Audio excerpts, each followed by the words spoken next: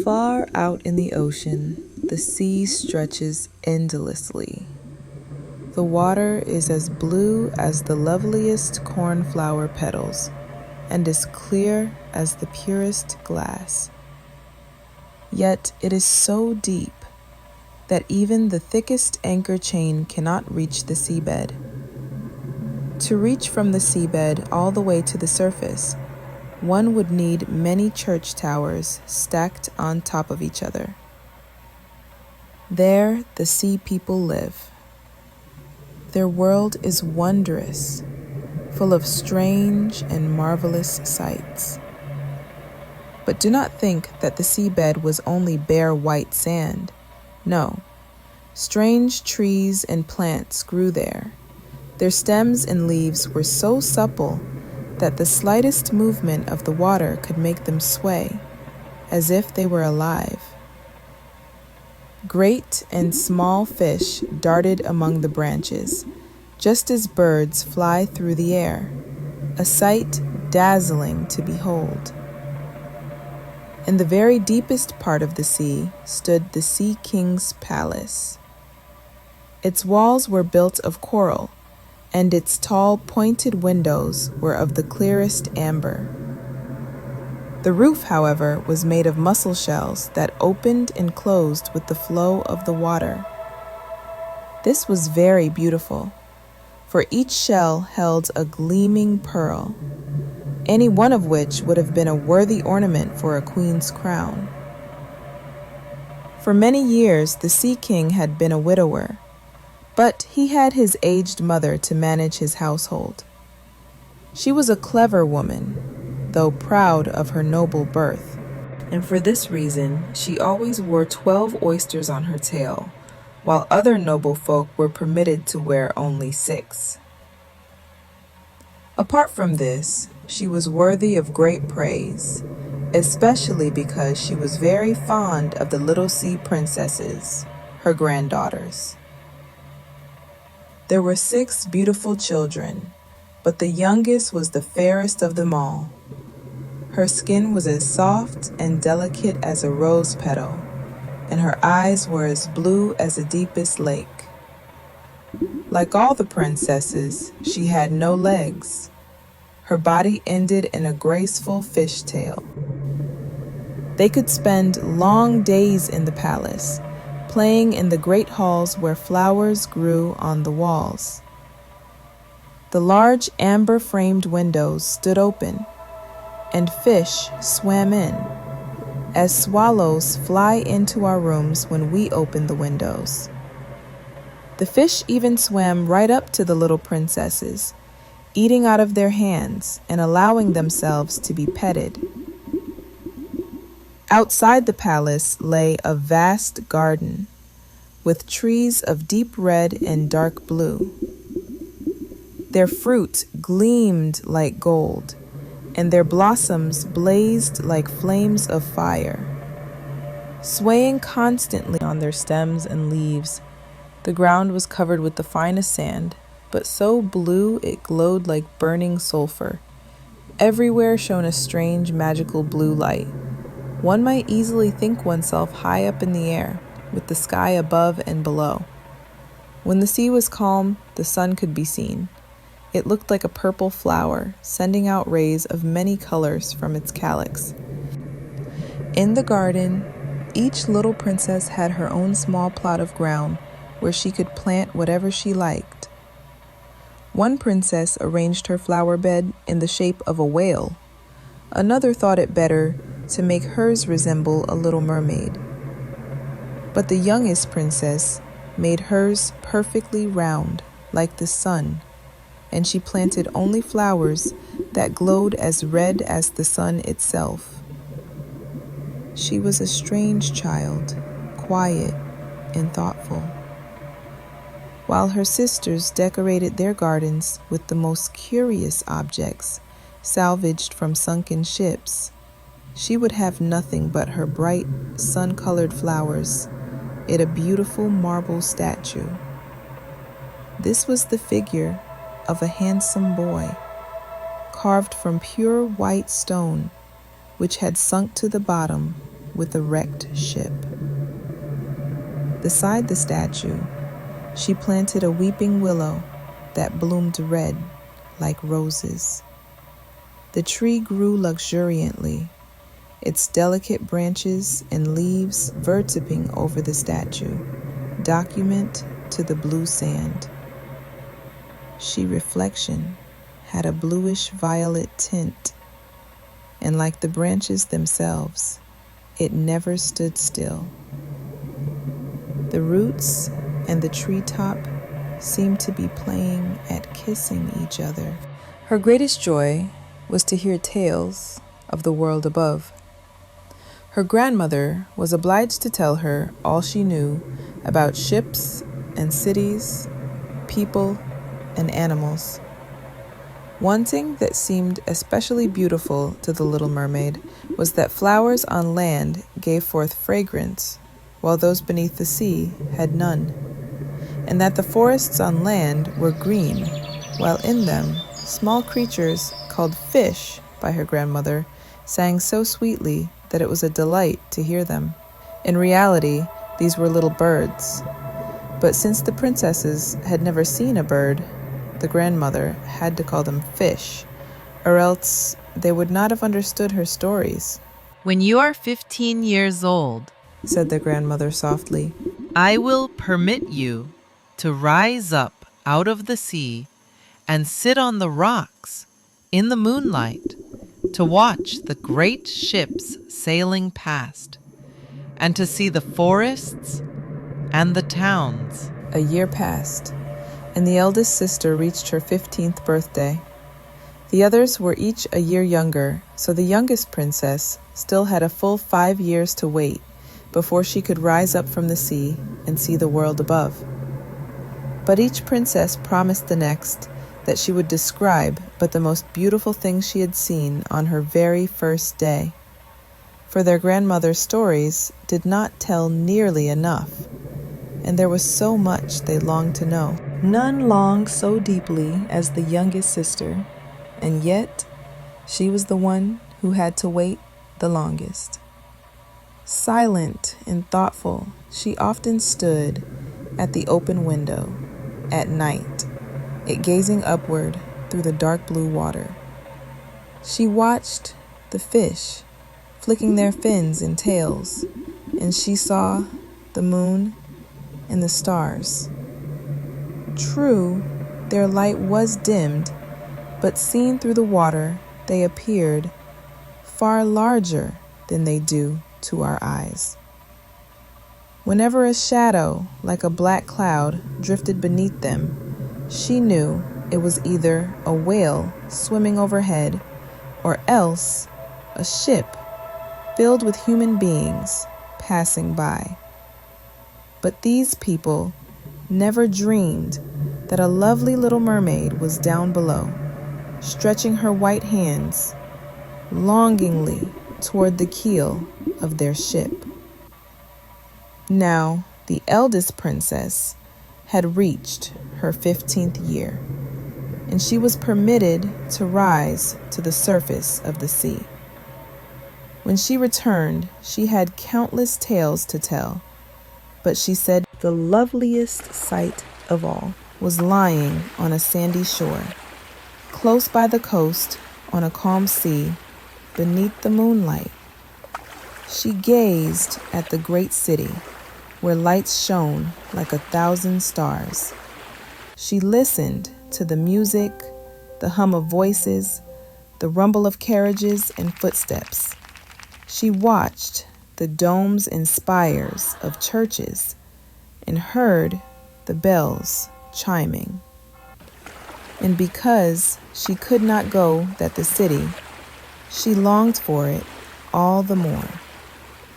Ah, how intently the youngest sister listened when she stood at the open window in the evening. Gazing upward through the deep blue water, she thought of the great city and the bustling sounds within it. It seemed to her that she could even hear the church bells ringing down to her. The next year, The second sister received permission to rise and swim wherever she pleased. When she lifted her head above the surface, the sun was just setting, and she thought the sight that was wonderfully beautiful. She said the whole sky looked like gold, while the clouds, their beauty could not be described. They drifted overhead in shades, now red, now violet. But swifter than the clouds flew a flock of wild swans, like a long white veil sweeping across the water. They were flying toward the sun. She too swam toward the glowing horizon.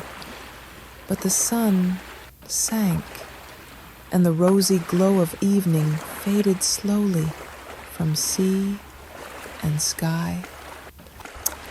Another year passed, and the third sister rose to the surface.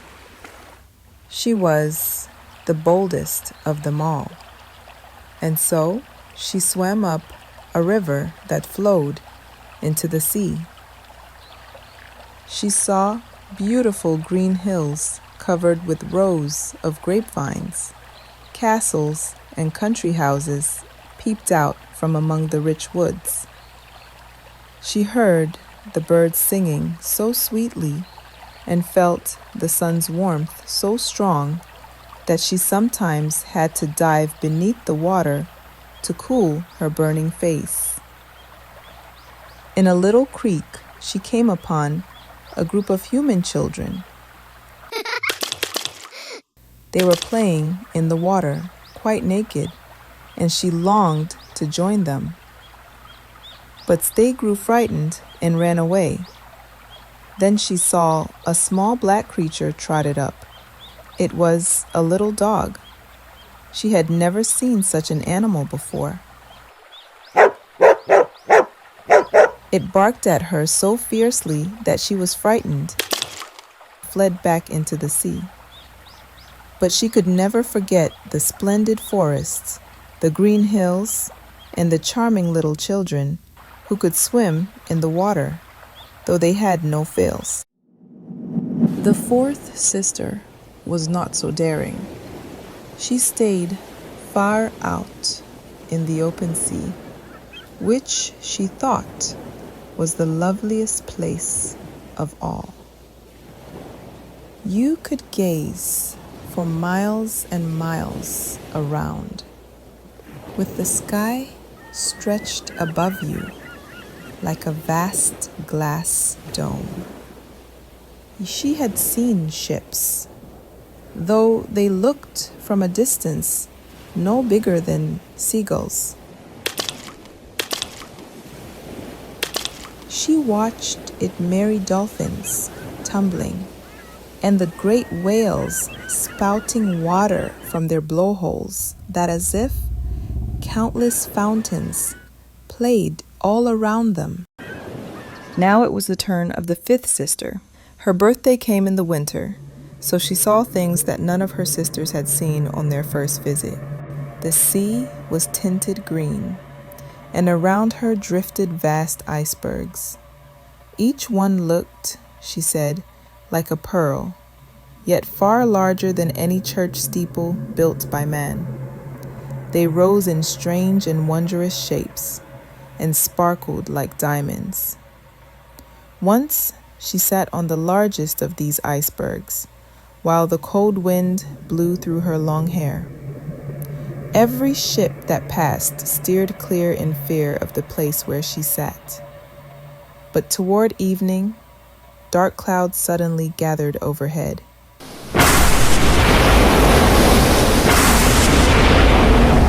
Lightning flashed, thunder rolled, and the black waves lifted great sheets of ice, which gleamed blood red in the fiery storm.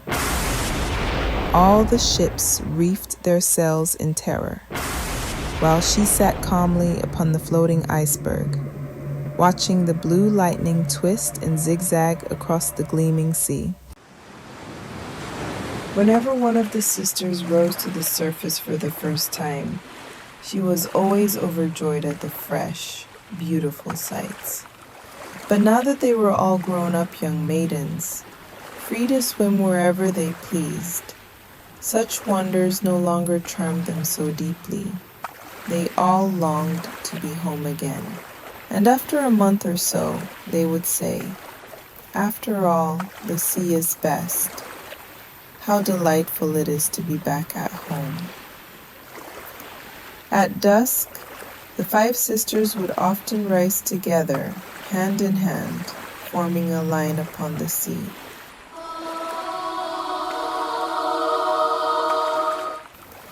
They sang songs so lovely that no human voice could match them. When a storm was brewing and they thought ships might be in danger,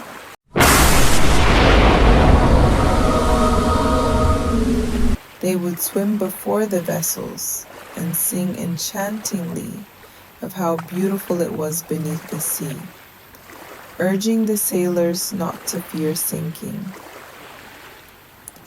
But the men could not understand their words. They thought it was only the sound of the stormy wind. Nor could they imagine the wonders below, for if a ship went down, the sailors drowned. And only as the dead could they ever enter the Sea King's palace. One evening, when her sisters rose to the surface, hand in hand, the youngest sister lingered behind, watching them. She seemed ready to weep, but mermaids have no tears. And so she felt sorrow all the more deeply. If only I were 15. She said softly. I know I would love the world above and the people who live there.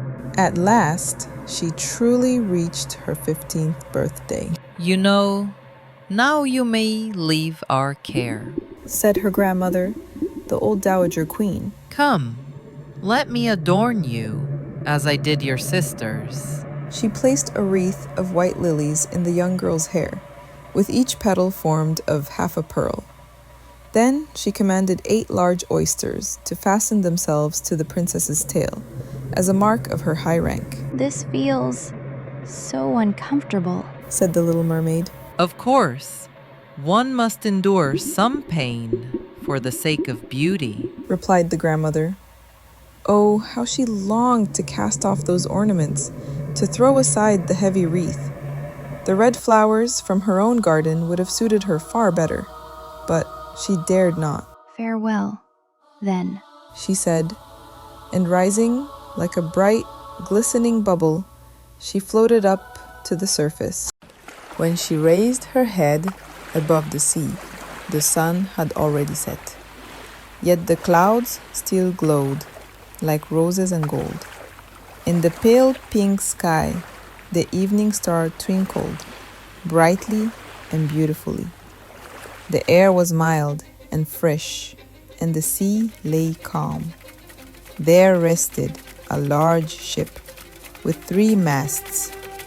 Only 1 sail was set, for not the slightest breeze stirred. The sailors sat about the rigging and across the yard arms.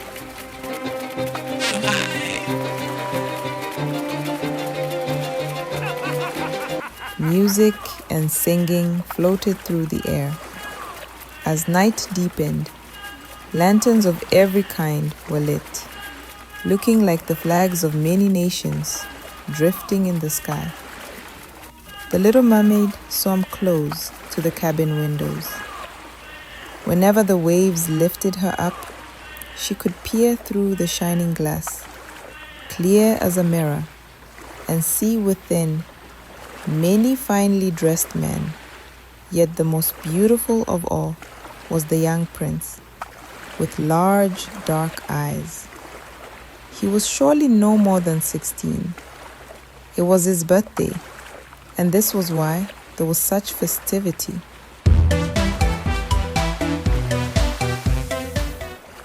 The sailors danced upon the deck when the prince stepped out.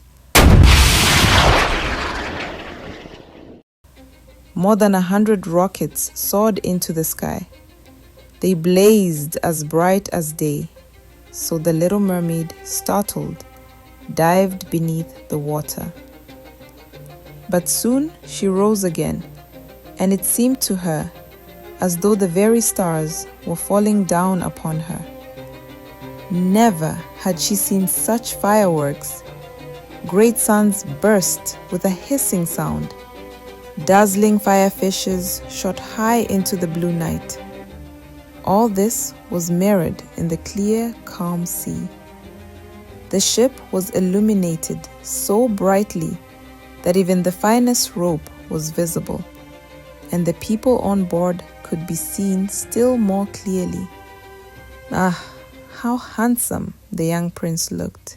As the music faded in that radiant night, he clasped the sailors' hands, laughing and smiling with them.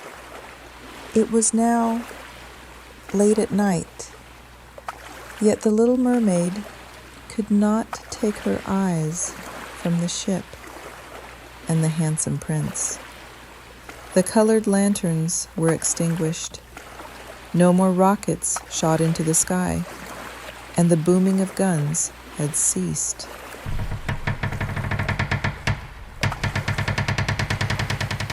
But deep down in the sea, there arose a dull, heavy roar. She floated upon the water, rising and falling with the waves, and thus could still glimpse the cabin. The ship gathered speed. One by one, its sails were unfurled.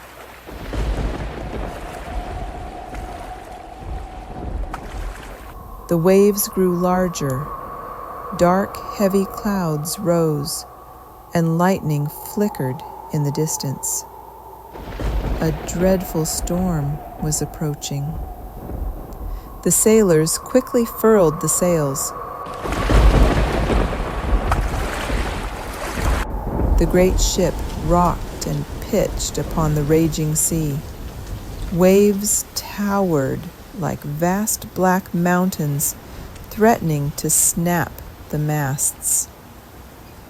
Yet the vessel, like a swan, was flung deep into the trough one moment, only to rise high upon the crest the next. To the little mermaid, it seemed an exciting voyage, but the sailors thought otherwise.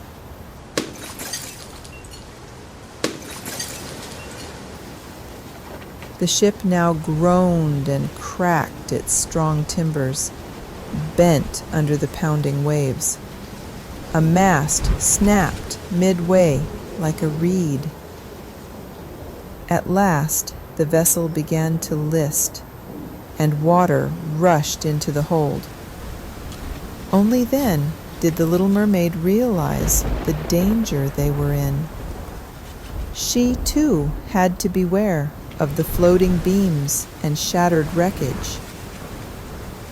The sky soon turned pitch black, and she could see nothing. But whenever lightning split the heavens, the night grew bright as day, and she could distinguish every person on deck. Each one struggled desperately for his life.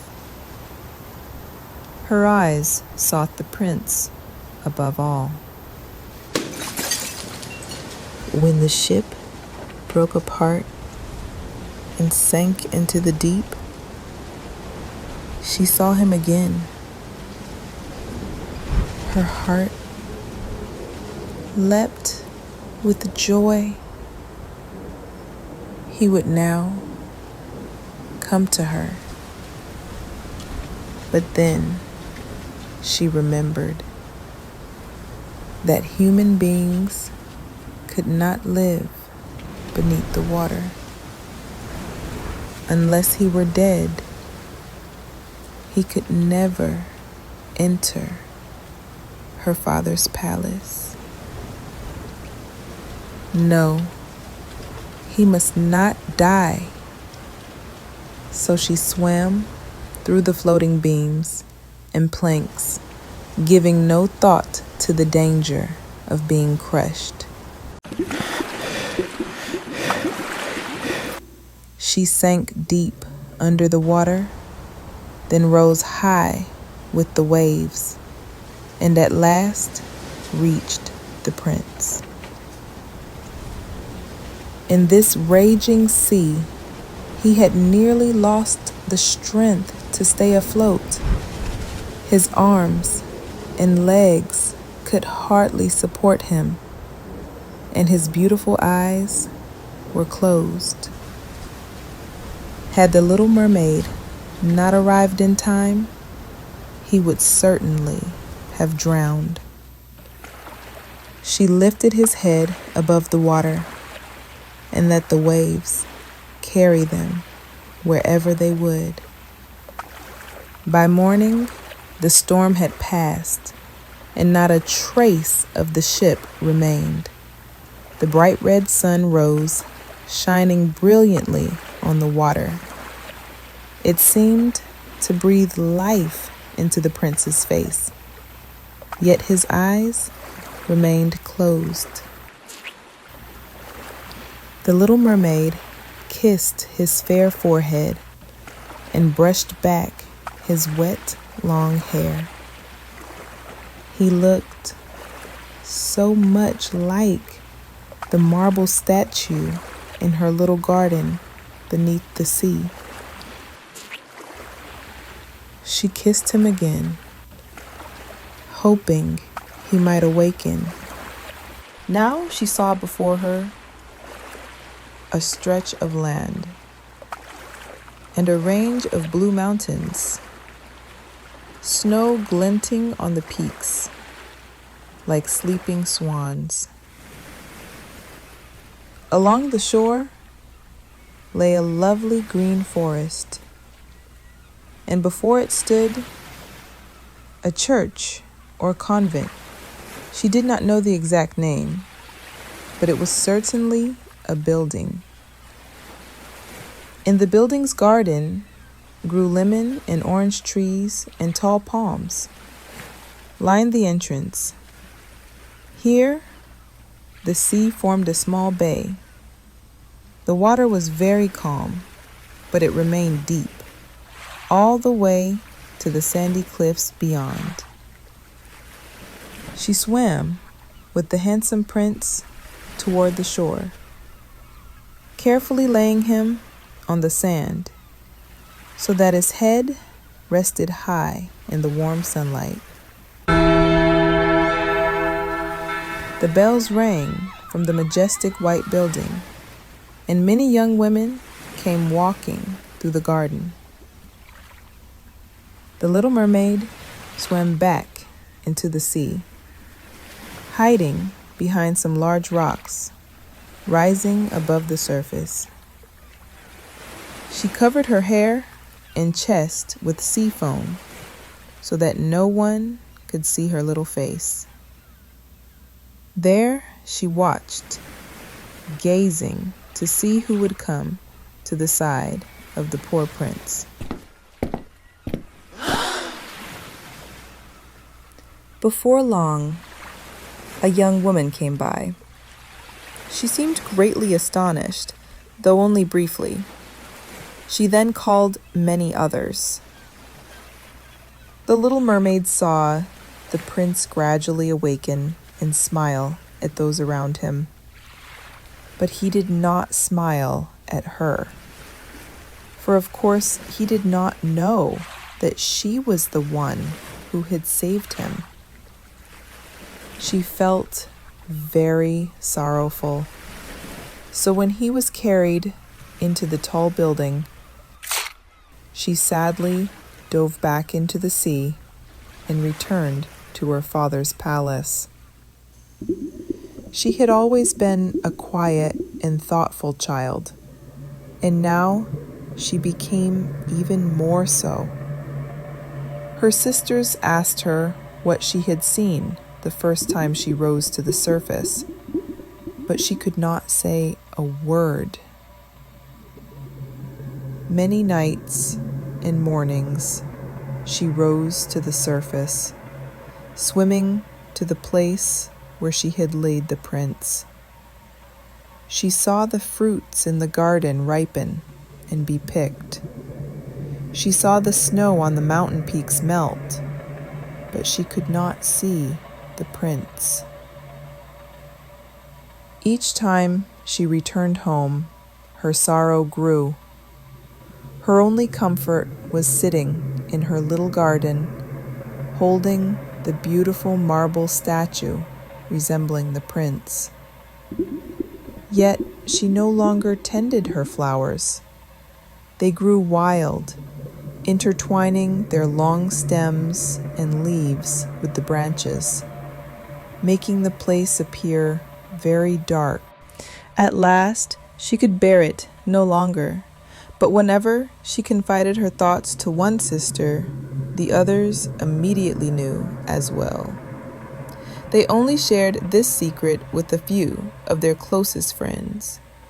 Aside from them and one or two other mermaids, no one knew. Among them, one sister knew who the prince was. She had also witnessed the celebration aboard the ship. She knew from where the prince had come and where his kingdom lay. "Come, little sister," said the other princesses. They placed their hands on each other's shoulders, forming a long line as they rose to the surface, swimming all the way to the place they believed to be the prince's palace. The palace was built from glowing, pale yellow stones with many wide marble steps, one of which even stretched directly into the sea. Gorgeous golden towers rose from the top of the palace into the sky. Among the columns encircling the building stood many marble statues, so lifelike they seemed real. Through the tall, bright glass windows, one could see lavish halls adorned with costly silk curtains and tapestries, and large paintings on the walls. Just looking at these was a delight.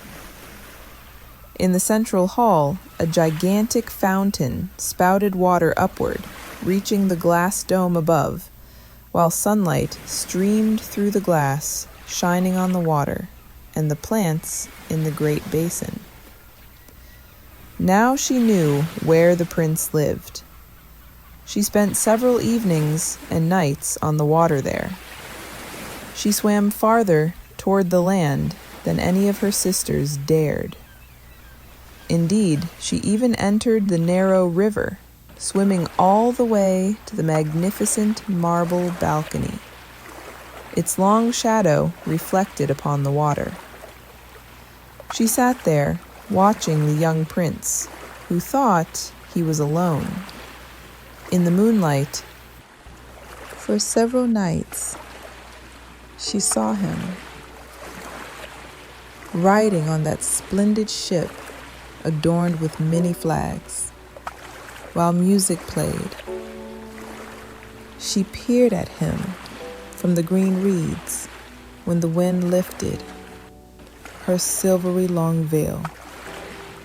Anyone who saw her would think it was a swan spreading its wings. On many nights, fishermen went out to sea with torches, and she heard them speak highly of the prince. She felt joyful, remembering that when the waves had nearly drowned him, it was she who had saved his life. She recalled how his head had rested tightly in her arms, and how passionately she had kissed him. Yet he knew nothing of this himself. He would never even dream of her. Gradually, she began to love humans and longed to live among them. She felt their world was far larger than her own. Indeed, they could sail on the sea, climb mountains that pierced the clouds, and their lands, including forests and fields, stretched out so far that she could not see the end. She had many questions she wanted answered, but her sisters could not answer them all. So she turned to her grandmother, who knew quite a lot about the upper world, as the Little Mermaid aptly called the lands above the sea. If humans do not drown, Asked the Little Mermaid. will they live forever? Will they die like we do who live under the sea? Not at all. Said the grandmother. They too will die, and their lives are even shorter than ours. We may live to be 300 years old, but when our life ends here, we turn into foam upon the water. We do not even leave a grave for those we love. We have no immortal soul. We never receive a life after death. We are like green seaweed. Once cut, it never regains its color. On the contrary, humans have a soul. It lives forever. Even when the body turns to dust, the soul remains. It rises through the clear sky, all the way to the shining stars, just as we rise to the surface and see the human world. They rise to those mysterious, glorious places that we will never see. Why can we not have an immortal soul? Asked the Little Mermaid sorrowfully. If I could become human, enter the world above, even if I could live there only for a single day, I would give up the hundreds of years I could live here. You must never entertain such thoughts. Said the grandmother. Compared to the humans above, our life here is far happier and more beautiful. Then I shall have to die and become foam upon the water. I shall never hear the music of the waves again. Never see beautiful flowers or the crimson sun. Is there no way for me to obtain an immortal soul? No, Said the old grandmother. only when someone loves you and regards you as dearer than his own parents. Only when he places all his thoughts and love upon you.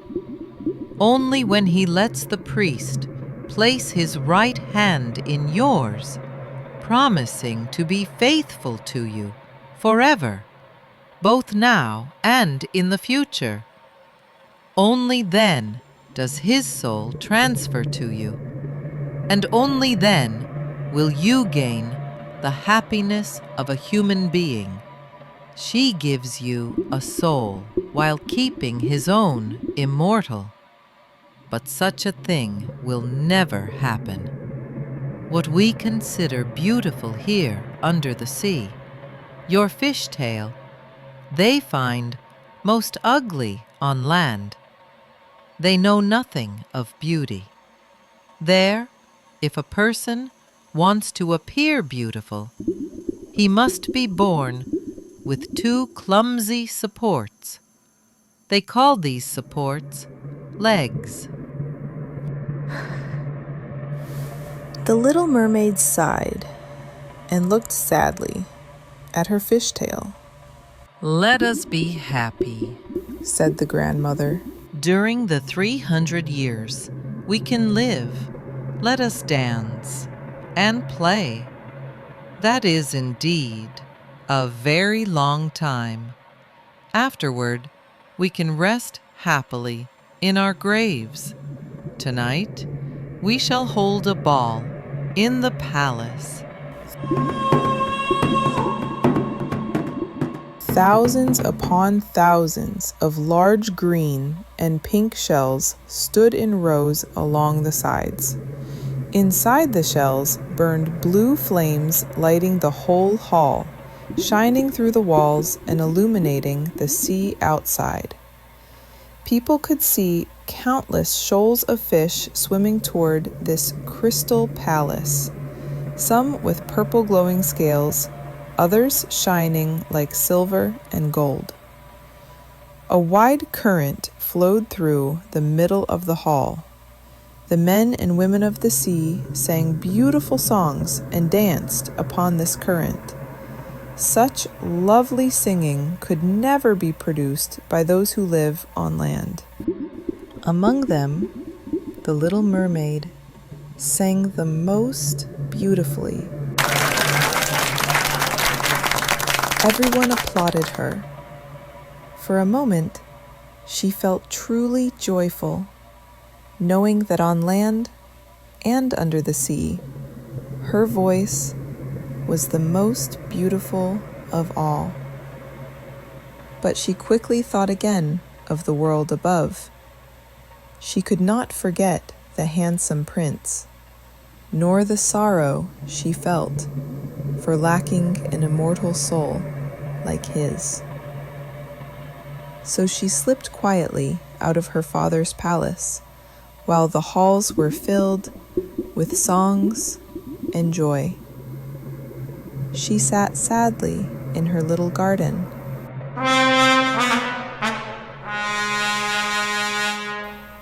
Suddenly, she heard the sound of a trumpet coming from above the water. She thought, It must be he, sailing there, he whom I love more than my father and mother, he whom I think of every moment. Into his hands I wish to place all my happiness. I will sacrifice everything to win him and an immortal soul. Now, while my sisters are dancing in our father's palace, I will go visit the sea witch. I have always been very afraid of her, but perhaps she can teach me a way and help me.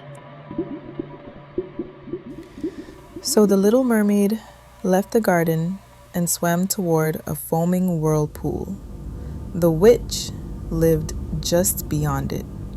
She had never taken this path before. There were no flowers, no seaweed, only a smooth, gray, sandy bottom stretching toward the whirlpool, where the water spun like a noisy water wheel, sweeping everything it touched down to the seabed. To reach the witch's dwelling, she had to pass through this twisting whirlpool. For a long stretch, she had to pass through a patch of steaming mud, which the witch called her peat field. Beyond the mud lay a terrifying forest where the witch's house stood. All the trees and shrubs were coral worms, a half-plant, half-animal creature. They looked like many-headed snakes rising from the ground. Their branches were long, sticky arms, and their fingers soft like worms. From root to tip, they trembled in segments, tightly coiling around anything they could reach in the sea, never letting go. The little mermaid stopped in front of the forest, terrified. Her heart leaped with fear, and she almost turned back. But when she thought of the prince and the human soul, she found courage again. She tightly wound her flowing hair around her head so the coral worms could not grab her. She pressed her hands against her chest, and like a fish swimming through the water, leapt forward among the ugly coral worms, which could only wave their soft long arms and fingers behind her. She saw that each of them had seized something, coiling it in countless tiny arms, like a solid iron ring. The drowned humans, lying on the seabed, revealed their white skeletons within the coral worm's grasp. The coral worms tightly held ship rudders and chests, the bones of land animals, and even a little mermaid they had seized and strangled, which was the most terrifying sight for her. Now she came to a slimy clearing in the forest. Some large, fat water snakes were writhing about, showing their pale, yellow, hideous bellies. In the center of the clearing stood a house built of human bones. The sea witch sat there, feeding a toad from her mouth, just as people feed a little canary with sugar. She called those ugly, fat water snakes her little chicks and let them crawl over her broad, flabby bosom. "I know what you've come for," said the sea witch. "You're a foolish little thing.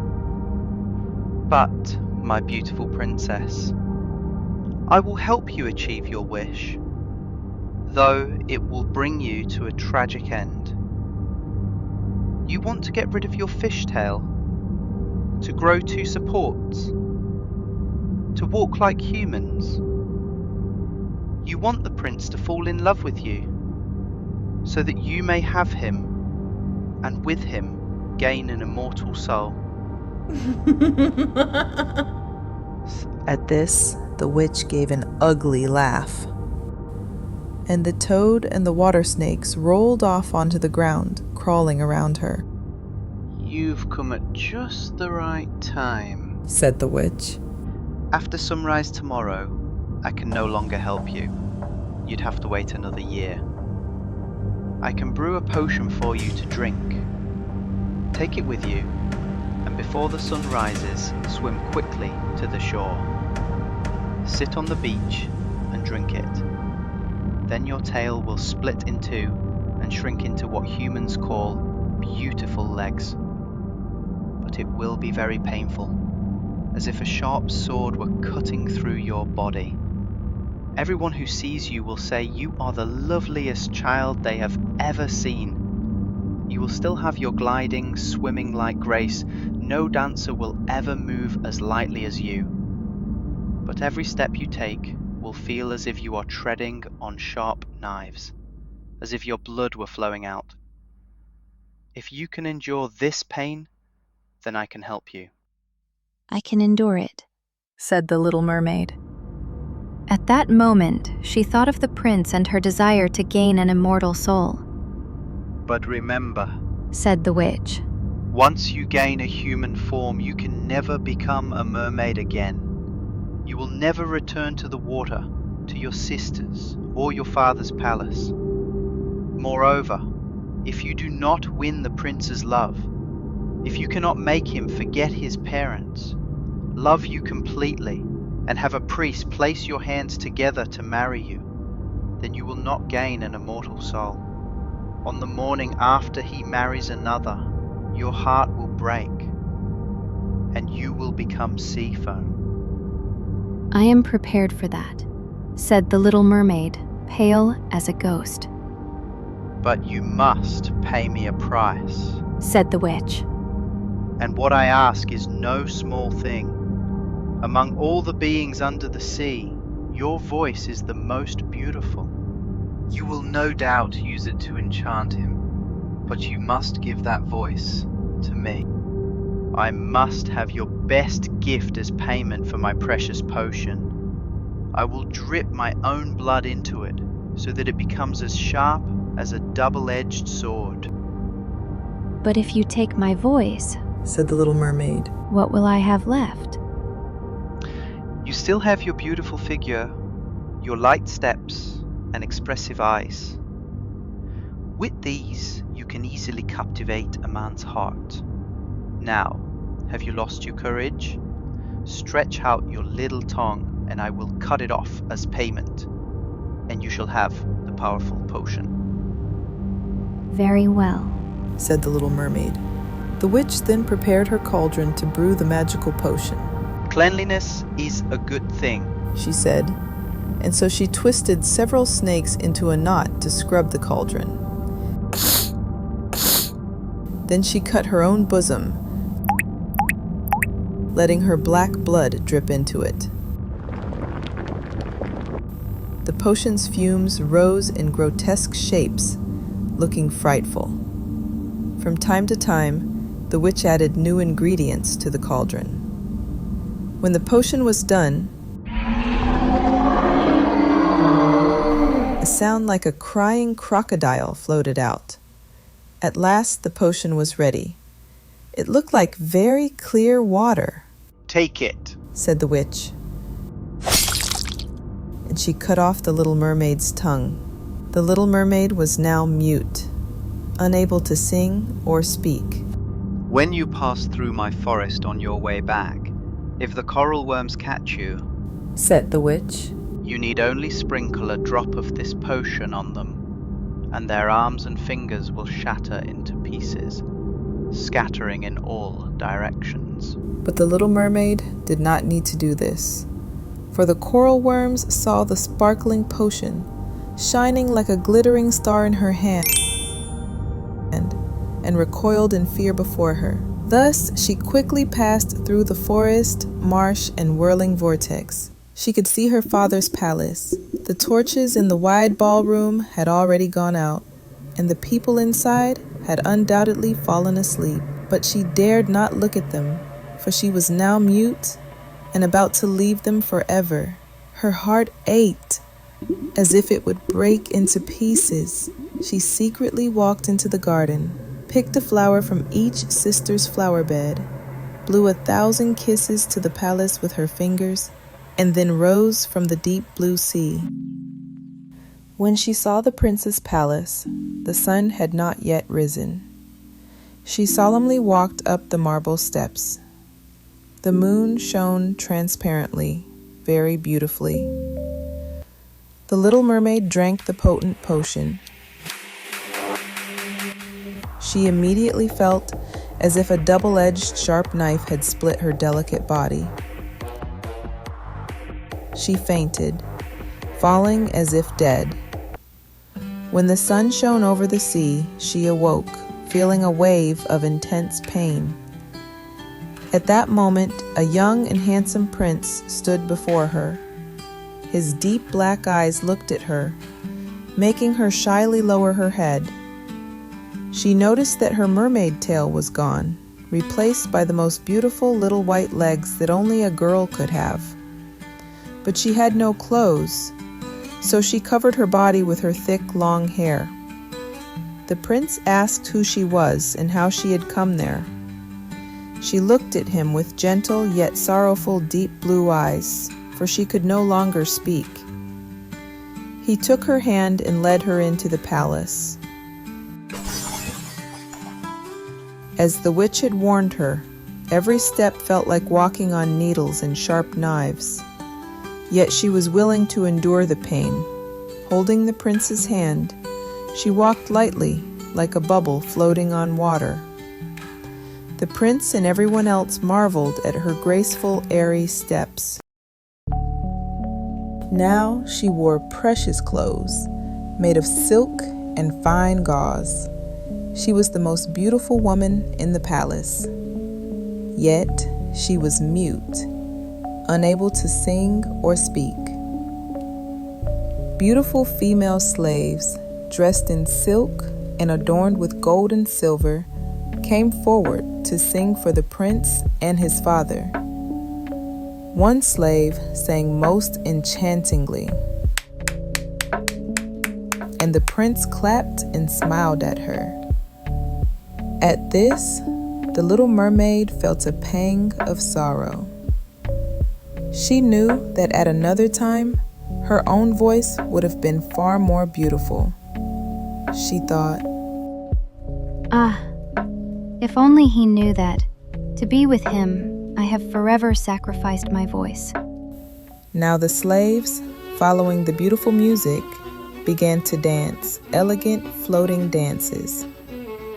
The little mermaid raised her beautiful fair hands, stood on her tiptoes, and danced lightly on the floor. Never had anyone danced like this before. Every movement highlighted her beauty. Her eyes moved hearts even more deeply than the slaves' singing. Everyone was captivated, especially the prince. He called her his orphan. She danced continuously, though every time her feet touched the ground, it felt as if she were walking on sharp knives. The prince said she should be with him forever from then on. Thus, she was allowed to sleep on a velvet cushion outside his door. He had someone make a set of boys' clothes for her, so she could ride alongside him on horseback. They walked through fragrant woods, green branches brushing their shoulders, birds singing behind tender leaves. She climbed high mountains with the prince. Though her delicate feet were bleeding, and everyone could see, she laughed heartily and continued to follow him, until they saw clouds moving below, like a flock of birds flying toward distant lands. She and the prince's palace. After everyone had gone to sleep, she walked toward the wide steps. To cool her fevered feet, she stood in the cold seawater. At this moment, she could not help but think of the people living under the sea.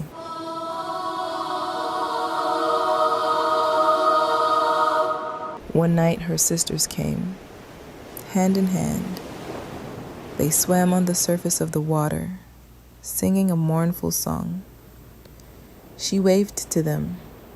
They recognized her and told her how much grief she had caused them. After this, they came to see her every night. One evening, she even saw from afar her old grandmother, who had not risen to the surface for many years, and the Sea King wearing his crown. They stretched their hands out to her, but, unlike her sisters, they dared not come near the shore. The prince loved her more and more with each passing day. He loved her as one loves a dear, good child. But he never thought of making her his queen.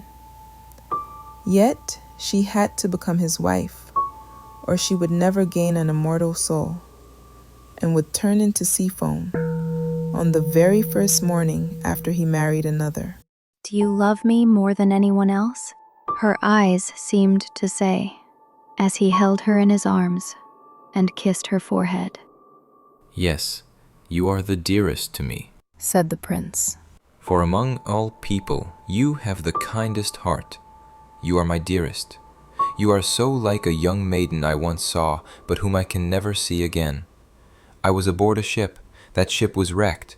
The great waves cast me ashore beside a temple. Several young girls were there praying. The youngest of them found me at the water's edge and saved my life. I have only seen her twice. She is the only person in this world I could ever love. You resemble her, and you almost replace the image she left in my soul.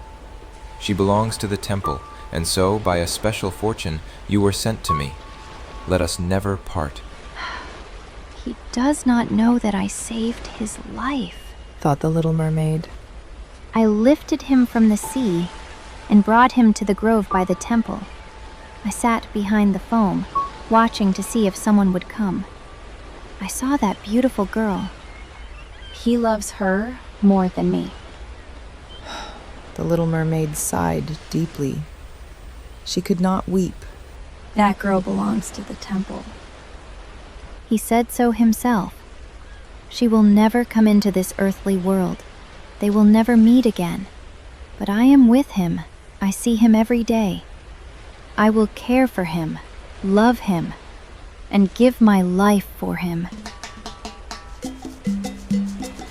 Now everyone was talking about how the prince was soon to be married, and that his bride would be the daughter of the neighboring king. Because of this, he prepared a beautiful ship. Outwardly, he said he was going to tour a nearby kingdom, but in truth, he was going to see the princess of the neighboring realm. Thee would be accompanied by a large retinue. The little mermaid shook her head and smiled. She could read the prince's heart better than anyone else. I must take a journey. He said to her. I have to see a beautiful princess. This is my parents' command, but they cannot force me to take her home as my fiancé. I will not love her. You resemble that beautiful maiden from the temple, whereas she does not. If I were to choose a bride, it would be you first, my dear mute orphan, with speaking eyes. Then he kissed her crimson lips, caressed her long hair, and pressed his head to her heart, making it dream once more of earthly happiness and an immortal soul. Are you not afraid of the sea, my mute orphan? He asked. They were standing on that beautiful ship, which was sailing toward the neighboring kingdom. He spoke to her of storms and calm seas, the strange and curious fish of the ocean, and what divers could see on the seabed.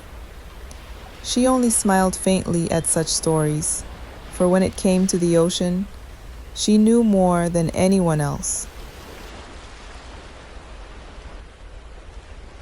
A moonlit night, everyone was asleep, except for the helmsman standing by the wheel. She sat at the edge of the ship, gazing down at the clear water below. It seemed as though she could see her father's palace.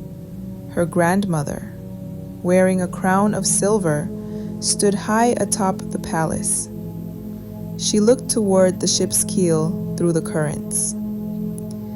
Before long, her sisters surfaced, looking at her sorrowfully, twisting their fair hands in grief.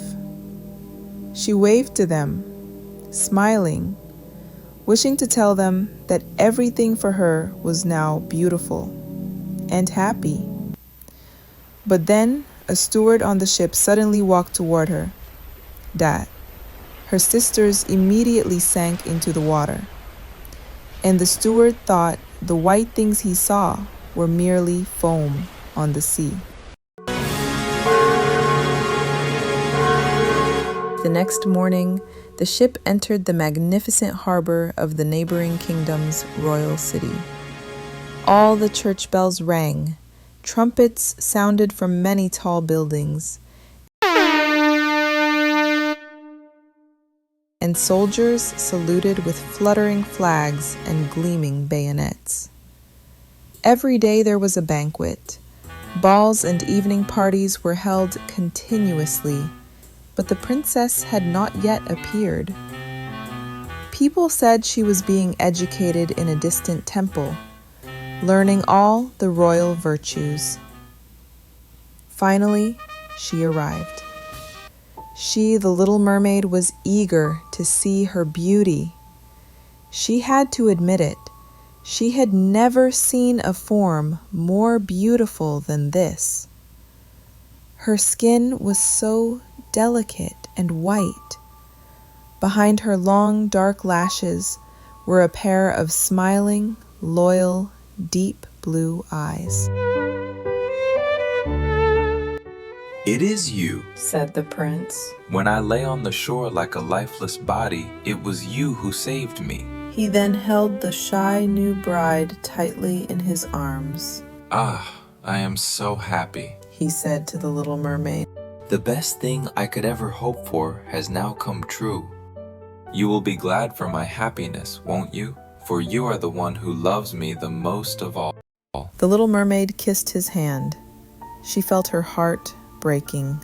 The very first morning after his wedding would bring her destruction. turning her into foam upon the sea. The church bells rang, and messengers rode through the streets announcing the engagement. At each altar, fragrant oils burned in precious lamps. The priests swung censers, and the bride and groom held hands as they received the bishop's blessing. The little mermaid, dressed in silk and adorned with gold, held the bride's veil, yet her ears could not hear the joyous music, nor could her eyes see the sacred ceremony. She thought of the morning of her impending doom, and of everything she had already lost in this world.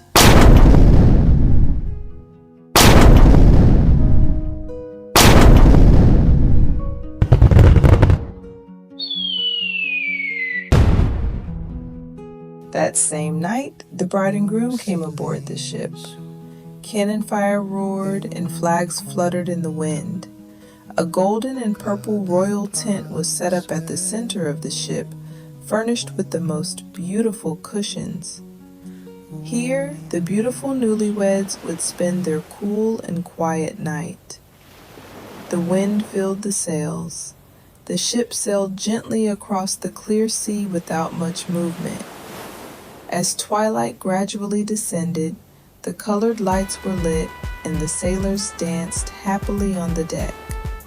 The little mermaid could not help but remember the first time she had surfaced, recalling the same splendid and joyful scene she had seen then.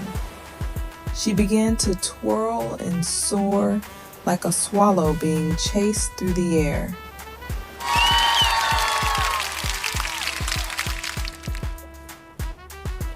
Everyone cheered and praised her.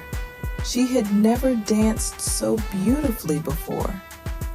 Sharp knives seemed to cut her delicate feet, but she did not feel the pain, for her heart ached far more. She knew this was the last night she would see him. For his sake, she had left her kin and family, given up her beautiful voice, and endured endless daily suffering.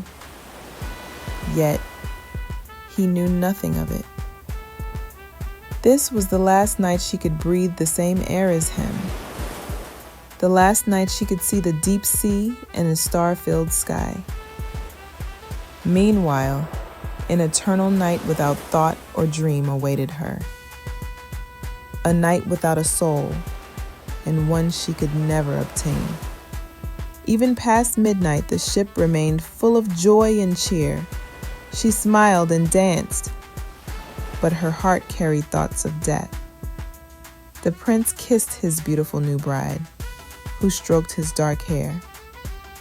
Hand in hand, they went to the splendid tent to rest. Now the ship was very quiet. Only the helmsman stood by the wheel. The little mermaid leaned her white arms on the rail, gazing toward the east, waiting for the dawn to appear. She knew the first ray of sunlight would bring her destruction.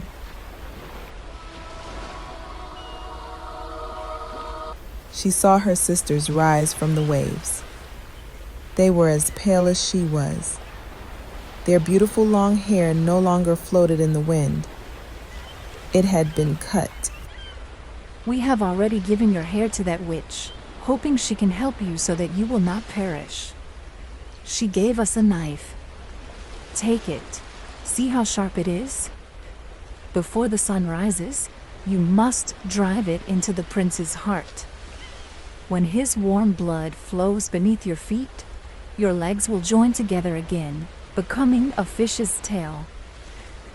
Then you can regain your mermaid form and return to our waters.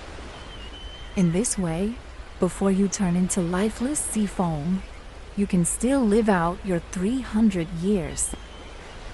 Act quickly. Before the sun rises, either he dies or you do. Our grandmother grieved so deeply that all her white hair fell out, just as our hair fell under the witch's scissors. Kill the prince and come back quickly. Hurry. Don't you see the red glow in the sky? In a few minutes, the sun will rise, and then you are doomed.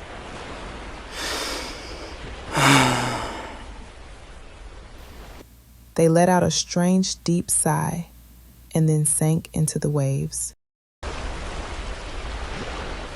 The little mermaid lifted the purple curtain of the tent and saw the beautiful bride resting her head on the prince's chest, asleep. She bent down and kissed the prince's delicate eyebrows, and he gazed toward the sky. The morning glow gradually brightened. She glanced at the knife, then turned her eyes back to the prince.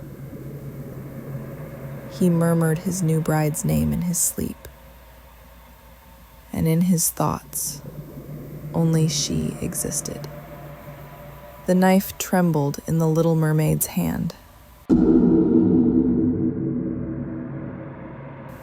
But at that moment, she threw the knife far into the waves. Where it sank, the water glowed red, as if many drops of blood had splashed onto the surface. She once again cast her blurry gaze toward the prince,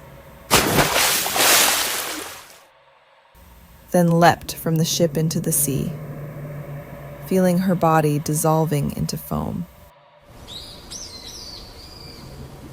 Now the sun rose from the sea. Its gentle, warm light shone upon the cold foam. The little mermaid did not feel destruction. She saw the bright sun, and above her flew countless transparent, beautiful creatures.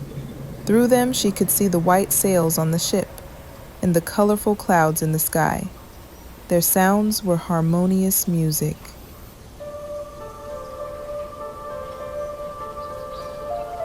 But so ethereal and delicate, human ears could not hear them, just as earthly eyes could not see them.